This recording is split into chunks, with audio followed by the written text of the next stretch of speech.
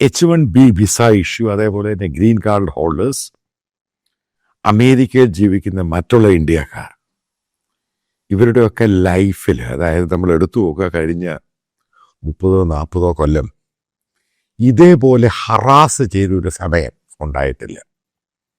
അറിയത്തില്ല ബേസിക്കലി എവിടുന്നാണ് ഈ ഇഷ്യൂ സ്റ്റാർട്ട് ചെയ്യുന്നത്. എല്ലാവർക്കും അറിയാം, ട്രംപ് മോദി ഇഷ്യൂവിൽ നിന്നാണ് സ്റ്റാർട്ട് ചെയ്യുന്നത്. അവിടുന്ന് അതിനൊരു പരിഹാരം ഉണ്ടാക്കാൻ വേണ്ടി മോദി ഗവൺമെൻറ് പൂർണ്ണമായിട്ടും പരാജയപ്പെട്ടു. ഇന്ത്യൻ മീഡിയ ഒന്നും ഇത് പ്രോപ്പറായിട്ട് റിപ്പോർട്ട് ചെയ്ത്, ചില പത്രങ്ങൾ ചില കാര്യങ്ങൾ റിപ്പോർട്ട് ചെയ്തു. അതായത് സാധാരണക്കാരനൊരു ഇന്ത്യക്കാരൻ സ്ട്രീറ്റിൽ കൂടെ നടന്നു പോകുന്നു, അവനെ അങ്ങ് പൊക്കിയെടുത്തോണ്ടങ്ങ് പോയി ഇങ്ങ് വിളിച്ചു വരിക.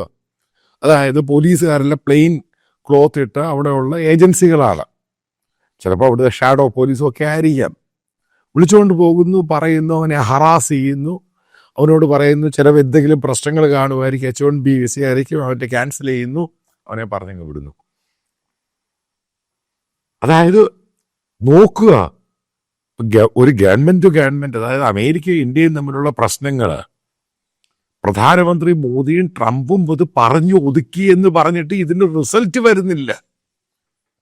പാവം പിടിച്ച് ഇന്ത്യക്കാരെവിടെ പിഴച്ചത്? ന്യൂയോർക്കില് ലോങ് ഐലൻഡിൽ താമസിക്കുന്ന ഒരു പഞ്ചാബി സ്ത്രീ.